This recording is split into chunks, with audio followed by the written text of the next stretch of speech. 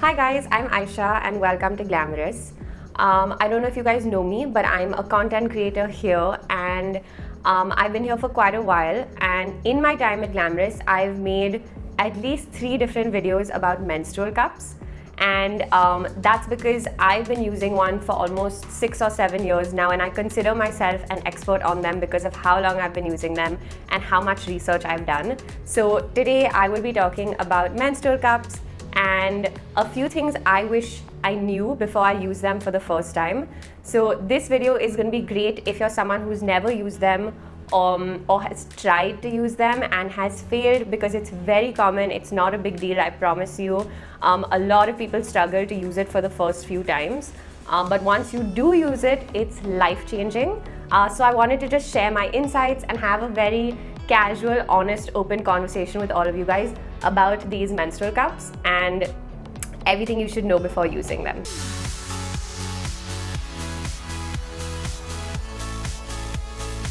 So for those of you who don't know what a menstrual cup is, it's exactly this. It's a little silicone cup that fits inside your vagina and collects your period blood through the day as you menstruate. It has a lot of cons and pros. I tend to focus on the pros because I have been using this for so long, and some of them are that it's leak-proof pretty much if you're using it correctly. You can wear it for up to 12 hours without needing to change it, which means you can sleep in it, you can even swim in it, you can play sports in it. It's environmentally friendly since it's usable. You can use some of them for up to 10 years. And it's also very cost-effective because you only need to buy one for a very long time. You're not repurchasing pads or tampons over and over again.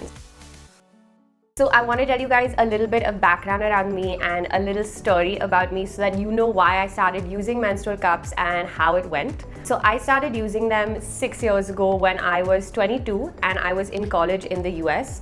And actually a boyfriend of mine told me about them because his female flatmates had just started using menstrual cups and could not stop talking about them.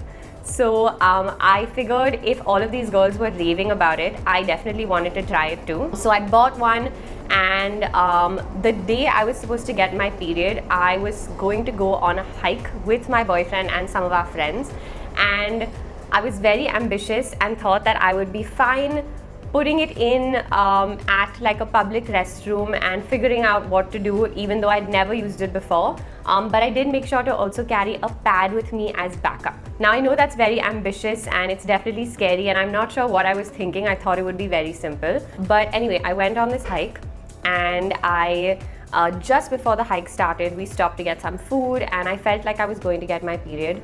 So I stopped at a bathroom and decided to put this in and then wear the pad as well as a backup. I did a lot of things wrong. I somehow managed to kind of stuff it in there. I'm not sure how.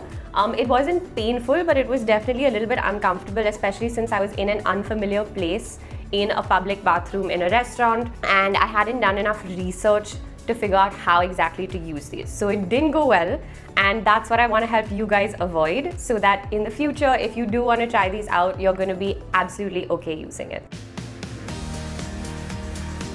So the first thing I wish I knew was about sizes of menstrual cups. So the one I currently use is from Glamrs, and they have 3 sizes, and most brands have 2 or 3 sizes. I use a medium. What I learned later on was how exactly to figure out which size to use.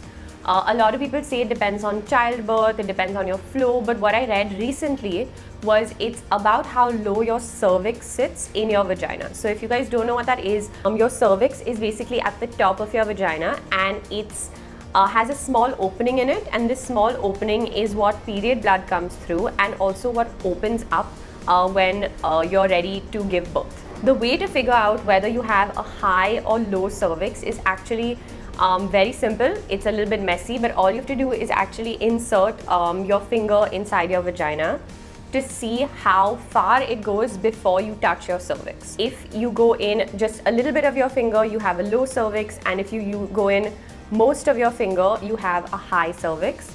Now it's important to remember that your cervix also goes up and down depending on where you are in your menstrual cycle.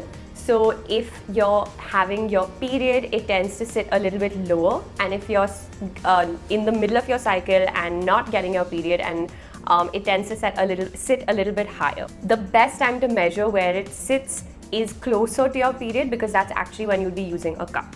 If you have a low cervix, you can go for smaller sized cups, and if you have a high cervix, you can go for larger sized cups. So the next thing I wish I knew was about all the different folds you can try. There are tons of different folds and ways you can fold this menstrual cup to insert it inside you. The fold that I use is called the punch down, and it's something like this. You just push it inwards, and then you have like this little triangle to put inside, and it has a narrow end so it can go inside you very easily.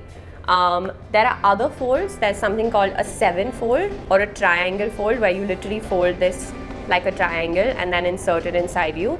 And then there's the C fold or the U fold where you're just bending the cup into the C or U shape. So those are the 3 most common folds, and I would suggest experimenting with which one works for you. Because it's not really a one size fits all. Everyone might feel a little bit comfortable with a different fold. So definitely try out a few and figure out what is easiest for you. The next few things I wish I knew have to do with actually inserting the cup inside you. And the first thing, which you might not think about, is keep your nails short. I actually have my period right now and I cut my nails specifically for this.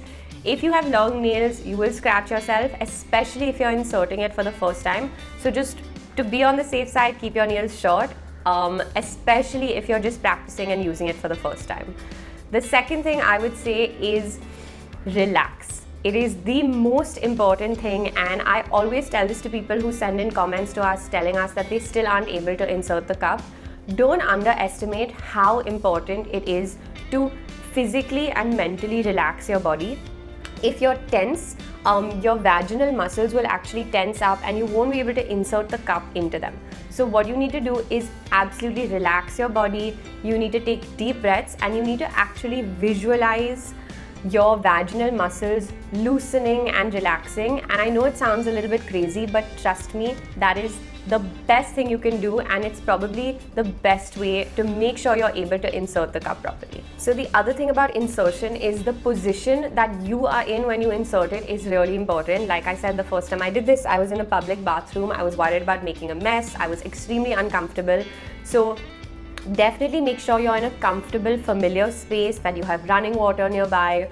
The best thing to do is actually be in the shower when you do it, because you're able to wash off your hands, relax yourself, wash your body. A little bit of water helps with lubrication too.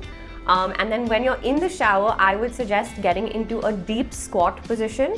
You can also try with one leg up on a stool, but personally for me, this deep squat position works because it's easier to follow the natural direction of your vagina as opposed to trying to push it in an uncomfortable way and realizing it doesn't really fit. Another thing that really helps is actually using it for the first time when you are on your period. I know that sounds a little bit messy, but it helps because you have that natural lubrication inside your body already. So you're not trying to insert this dry cup into it. It'll slip in a little bit easier and make it a little bit easier for you to put it in. So the next thing I wish I knew is once it's inserted, how long I can wear it for. So again, another little piece of information about me is I'm on hormonal birth control pills, which makes my period pretty light, but it used to be very heavy. So when it was heavy, I could actually only wear this cup on my heavy days for about 6 hours at a time.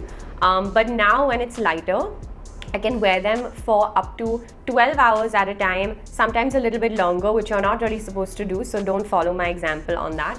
But it's very comfortable, you don't feel it at all.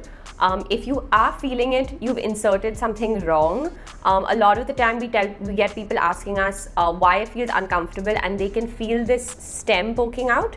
So if you're one of those, what you can do is actually get a scissor and just trim a part of this stem off. You don't need all of it, and hopefully that should help it fit you better and you won't feel as uncomfortable. But yeah, you can wear it for up to 12 hours. I would say monitor your own cycle, see how long it lasts for you. Maybe the first few times you wear it, wear a pad as backup so that if it does start to leak a little, you can check in and see how much time it's been and then follow that for your next few cycles as well. So the next thing is how to remove it, and I unknowingly was doing this wrong for quite a long time until I learned how to do it correctly. So when you're removing it, you need to squeeze this cup and then pull it out to release the suction. if you're not releasing the suction that it's creating inside you, it might feel a little bit uncomfortable to pull it out. Now, this is a messy process. I definitely understand that. We get people saying in the comments all the time that it's super messy and it's gross. And I completely understand that it is. I mean, it obviously is a part of your body, it's your period, but if it's something that you're uncomfortable with, then that's completely fine, and then maybe cups aren't for you. But personally, I feel like that 5 minutes of mess every 12 hours is a lot easier for me than changing a pad or a tampon every 6 hours or 4 hours. And I, again, personally don't feel comfortable sitting with a pad on and feeling that kind of wetness on my body all day. So figure out what you're comfortable with and what works best for you, and choose what you want to use for your period based on that. Now, finally, the last thing that I definitely wish I knew was about how to clean the cup. In previous videos we've made, which were actually quite a few years ago, the only way to sterilize a cup was to actually boil it in a pan of boiling water. And again, we got a lot of comments saying that that was gross. How can you use a pan that you cook food with to boil a menstrual cup? A lot of girls commented and sent us messages saying that their mother wouldn't let them necessarily use that, which is understandable. But now there's a lot more technology and there's a lot more that you can use to clean these cups. My favorite personally is a menstrual cup sterilizer, which you can also get from Glamrs. All of the products, by the way, that I've mentioned are in the description box below, so you can check them out, and hopefully they work as well for you as they did for me. So menstrual cup sterilizers are very portable. They're basically just a little machine that you plug in, you pour some water into it, and you put your cup in and close it, and it steams the cup, which kills all the germs and bacteria, making sure that it's absolutely sterilized and clean for you. And it's great to do in between cycles. So the next thing that I use to clean the cup during my period, in between removing it and putting it back in, is a menstrual cup wash. Now, again, when I first started using cups and I first moved back to India, menstrual cups weren't really a thing in India. They weren't commonly used yet. And menstrual cup washes were either not available or very expensive. Luckily now they're very affordable, but what I used to do was actually use baby shampoo to wash my menstrual cup when I removed it to clean it before inserting it again. But again, now there's very affordable options of menstrual cup washes that you can use, and all you need to do is wash it how you would wash anything else. You put on some of the menstrual cup wash and just lather it a little bit and then rinse it off with water.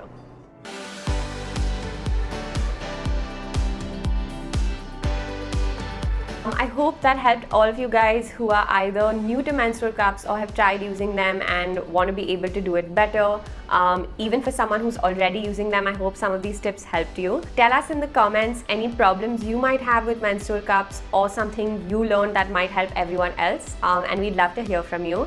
Don't forget to subscribe to Glamrs and ring the bell icon so you don't miss another video. And until next time, stay tuned and stay glamorous.